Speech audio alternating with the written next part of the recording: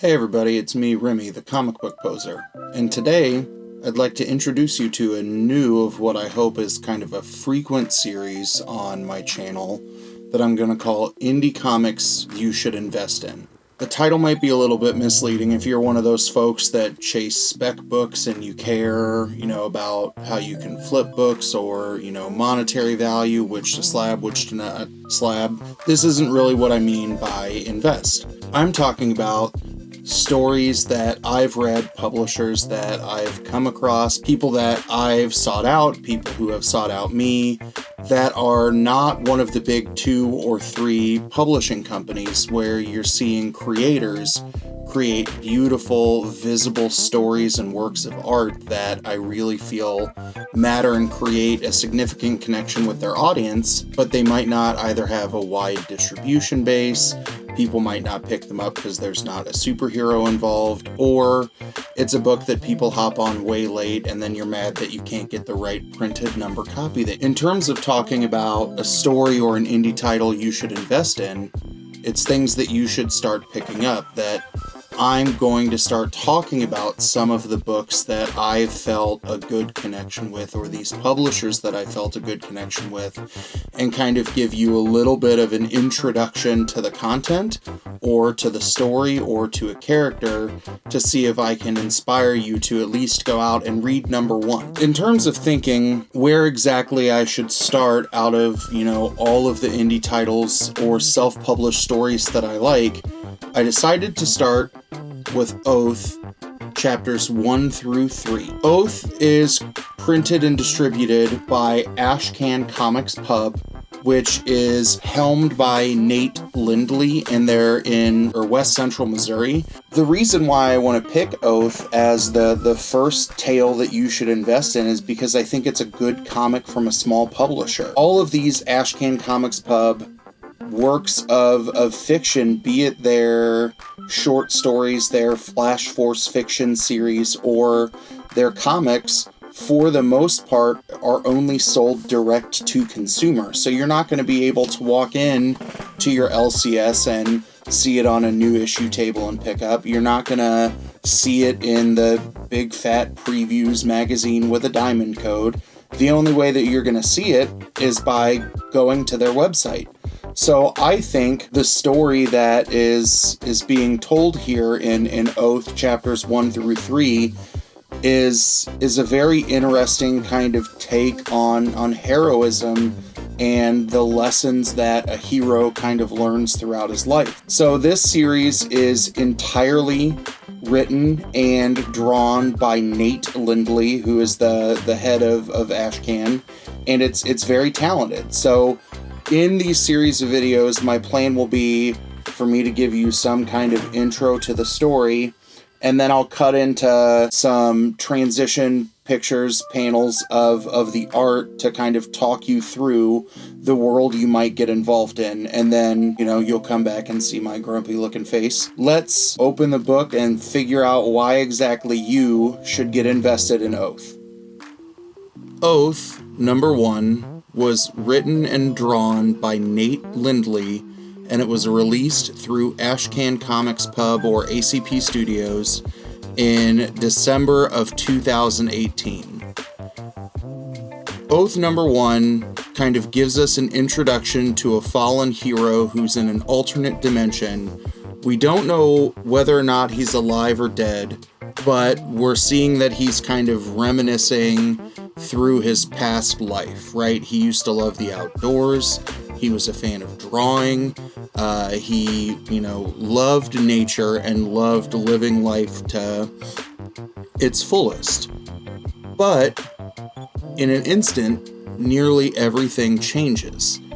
After falling in love and leaving a concert, he and his significant other are attacked by a mugger. After the mugger demands that he hands things over, our hero decides to defend he and his girlfriend, and you can see he's on the losing end of a fight. He gets stabbed, and I don't want to spoil the rest of that first issue. Oath number 2 starts in the same way that Oath 1 and subsequently Oath number 3 also begins. You see Dwayne Oakenson, our hero, still kind of laying in this alternate dimension, and he starts teaching us lessons. So the second lesson he learns is what I call the tub thumping axiom. I get down, you got to get back up again. That's something that you learn every time, you fall, you got to get back up, that's a hero. So you find out in this book more of how he becomes Oath. That Janelle had a magical powered necklace that she could use to heal people. So he's not sure in, this moment of healing if everything was normal, everything was a dream. But he learns that the price of kind of being potentially brought back to life carries with him the weight of becoming Oath. So what you're seeing is his kind of interaction with some kind of entity, right? It says, "No, I am not God," kind of shrouded in an explosion. But you see that carrying this burden of being Oath means that you are the individual who is responsible for protecting love, peace, and prosperity. That his goal is to become Earth's mightiest defender while donning the mantle of Oath.